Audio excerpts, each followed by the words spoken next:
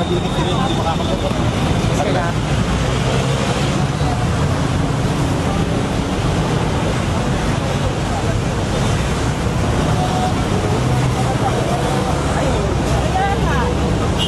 Yes po. Kami po parking dito, sir. Bigla na lang po sila pumupunta, tapos titikitan daw po kami. Actually, makikita nyo yung linya nyo.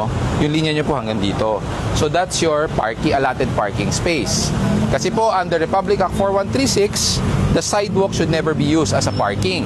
Kaya nga po pinapausog namin lahat. Yun na nga, sir.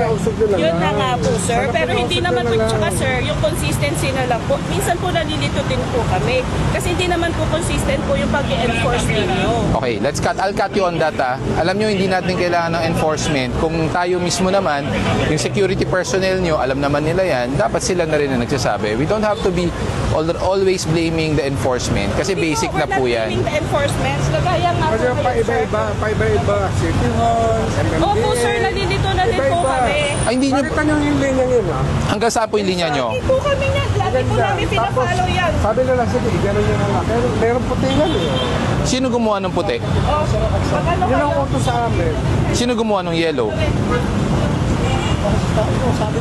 Kami lang ang naglagay ng yellow. Kayo po naglagay ng- Tapos nila, pinabago, talagang mga puting line yan, slant daw. Ano ang sabi nila? Kailangan slant? Opo. So okay, wait lang, para hindi tayo nagkagulo po. Nagdi-discuss tayo para hindi maulit. Hindi nga ako, ilang ulit ka, nagbibisita MMDA, City Hall. Okay, sabi nila kailangan nakaslant. Hindi daw pwede ito? Ngayon ko lang po, kanino ba dapat ang pagkapark? Hindi po. Kasi po yung mga ibang kotse po doon, nakasunod po sila. That's why nakaganon po yung parking. Nakaganon. Hindi, nakaganon po. Mas marami yung nakaganon. Kasi po, they have allotted sidewalk. Pwede niyo po silipin. Hindi, araw-araw kami Ako rin po. Ako rin po. Kami araw-araw pumapasok ko rito. Okay, so ano po ba ang... Yun, nakita nyo, ganun din. Kaya nga po, ano po ba ang kaguluhan para maayos natin? Huwag nyo bigla tinitikita. Opo, bigla na lang. May nag-i-issue ba ng ticket? Wala naman po. May nag-i-issue ng ticket? Nag-i-issue daw po, sir. Sana kinokol nyo muna yung ano, yung nagdala sa sasakyan. Okay, ganito po. Ako na po ang nagsasabi. Lahat ng kotse nyo, ganito po ang parking. No one will exceed this. Wala pong titikitan ngayon. Pagbibigyan ko po kayo. Nag-issue pa kayo ng ticket? Wala po. Sabi nag-ticket para. Sino po nag-issue ng ticket? Sabi nag-ticket. Wala po. Wala po. Magtanong ko lang po, kung ganito po yung pagpa-parking natin, ilan lang din po yung makakapag-park? Para saan po itong linya na to? Ito po. Ito nga po yung linya. Hanggang dito lang po ang ginawa. Ibig sabihin, you cannot exceed this. I will ask you, ma'am, sir, lalakad po kayo? You do. So now, babalik ko sa inyong question. If your vehicles will be parked this way, where will we walk? Nakakalakad doon kami na kabangaho niyan, no? Ganun na po yung pagpa-park natin. Nakakalakad doon. Kaya nga po We find it so ano naman po na sobrang konti lang naman po yung espasyo. Ma'am, hindi po konti to. Itong outback na to, tinan nyo po. Kaya nga sabi ko kanina, baka kayang iabante pa doon. Kasi ang problema po, ang mga motor, you're taking, I don't know kung sa inyo yung mga motor, they're taking up the supposedly na pwede pang iabante ang kotse. Kung minimal, yung lumagpas, pagbibigyan natin. Pero pwede ko tayo magpa-island. As long as mabibigyan pa po natin ng pwesto ang pedestrian. Kasi, sir, look at this. Pag ako po, tayo naglakad, wala na. So, saan po tayo lalakad? Dito.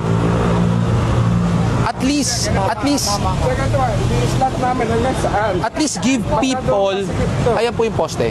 Huwag po tayo lalagpas. Hanggang dito man lang. Sige, Susunod natin yung po. Yes. final na ho, yan lang. Opo. Paiba-iba, pagdating na Wala pong sityo, paiba-iba. Sabihin niyo po sa City Hall, pag sinabi nilang, bawal yan. Kanina, kapag may dumating ng mga taga City Hall, pinapasabi daw ni Gabriel Go, ni Sir Gabriel. Kilala naman po ako ng mga tao nyo. Ito yung susundin, yung poste. Ito. ito yung ticket namin. Saan yan? Ito yung ticket, sir. Saan po yan? Nag-ticket eh, sabi mo yun. Aling kotse yung tinikitan? Doon po siya. Alam mo bakit katinikitan? Hinarangan mo ang paakyat ng walkway. Hindi po sir, tinanong ko po kanina sir. Driver nyo po? Ako, company. Company driver. Boss, Hindi, okay. Isama niyo na ako, sawag na muna. Bigyan niyo na lang ng second ano. Tuturuan kita, boss, ha? Gaano katagal ka ng driver? Yung totoo? 15 years siya. 15 years. Alam mong bawal paradahan at harangan ang footbridge. So why did you do it? Hindi sir, tinanong ko po kanina kay sir, Sino po? pwede ko po iayos na lang muna. Kasi okay, dalawa kasi violation mo. Obstructing the footbridge, obstructing the sidewalk. Yan ang pagkakamali natin. Bilang driver na 15 years, matik yan. Diba? Actually, pinagbibigyan ko lang to. On a normal day, kagaling lang natin ng baha at ulan. On a normal day, lahat to. Actually, wala akong pagbibigyan. Kilala nyo ako. Oo, sige. Diba? Pero this one, this will stand. Kasi footbridge po ang hinarangan mo. The rest, pagbibigyan natin. Nagbigay ka ba ng lisensya? Hindi. Yung ano po sir, yung tinikit po. Anong siguro nasa? Ha? Yung sa plaka kanina. Bakit hindi ka nagbigay ng lisensya na lang? Para at least... Hindi sir, sabi ko po kay kay sir, hindi ko na po makita sir. Saglit lang iayos ko lang yung... Pero may dala kang lisensya. Sir. Bakit hindi mo na lang pinirseta yung lisensya mo? Kasi sir, nagtatrip na ako kanina sir, pinatrap. Pero alam mo may enforcer. Pero meron sir. Inilagay ba sa'yo yung lisensya? Hindi, inihingi ko kanina sir, sabi ko po. ayaw eh. Kay sir. Sana nagbigay. Saglit lang po, sabi ko, iayos ko lang. Boss, ang enforcer pag humiram ng lisensya, ibigay natin muna to verify. Saka po tayo makipag-usap. Kasi once na ayaw niyong ibigay, automatically unattended po yun. Ha? Sana tanggapin natin ito. Ha? May konting pagkakamali tayo dito. Pero the rest, kaklaruhin ko, huwag kayong lalagpas totally ng ganon. Hanggang dito man lang, oh. Ito lang. The rest, at least may malakaran tayo, ha? Give and take lang tayo ng konti, ha? Okay na. Ito na. Ang hindi ko magets, bakit sinasabi ng City Hall na bawal daw, anong bawal sa City Hall? Okay sa kanila na yung ganyang... Yung slanting. Oo, Islam. Malamang umokay sila on the premise, subukan natin mamaya, tanggalin yung motor, isagad natin. Yes. Actually, yun yung sinasabi ko kanina eh. Lahat ng kotse may space pa para i-forward. Ang problema may motor. Kung meron yung space to forward it ng sagad, pagbibigyan naman natin. Oo. Siguro yung mga motor, bigyan natin ng isang slot siguro. Tulad nung ginawa ng iba doon, na isang slot, puro motor. So siguro, 1, 2, 3, 4, 5, 6, 7 motorcycles. Ano ba talaga yan? Policy na first apprehension ticket agad. Oo. Hindi ba pwedeng kausapin mo na yung ano? Well, ang mga illegal parking kasi, like yung mga sidewalks na hinaharangan, it's a basic knowledge naman po kasi talaga yan sa mga motorista. Ang nabibigyan lang naman natin ng konsiderasyon, case-to-case basis. Like for example, hindi napansin, disregarding traffic sign, that will depend on the enforcer. Depende na po yan. Pero kasi under Republic Act 4136, ang sidewalk talaga hindi pwedeng paradahan. Ang footbridge, pedestrian crossing, fire extinguisher, fire hydrants, lahat po yan bawal. Considering Quezon Avenue is a national road eh. Yun na lang, tapos iwasan po natin mapaparadahan yung footbridge. Even under the footbridge. Okay. Kasi mamaya, delikado, may masira, bumagsak sa kotse. Titignan Ha? mo din. Yung mga nagpapark ka na malapit sa footbridge, sabihan mo na agad. Sinabihan ko na lahat ng mga... Pero pag sir, kausapin niyo muna, pag talagang 5 minutes, Yung 5 minutes, boss, ganito ang policy. Pag dumating ang enforcer, walang driver talaga, we issue a ticket of unattended. Pero pag yung driver dumating, nagbigay ng lisensya, pwede naman gawing attended.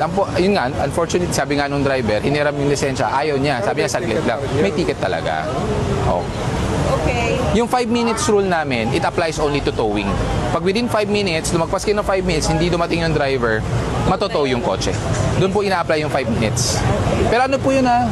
Sige. Humanitarian consideration lang po yun. mga nag-inspect dito, City Kaya nga, buti nga dumating nga si sir eh.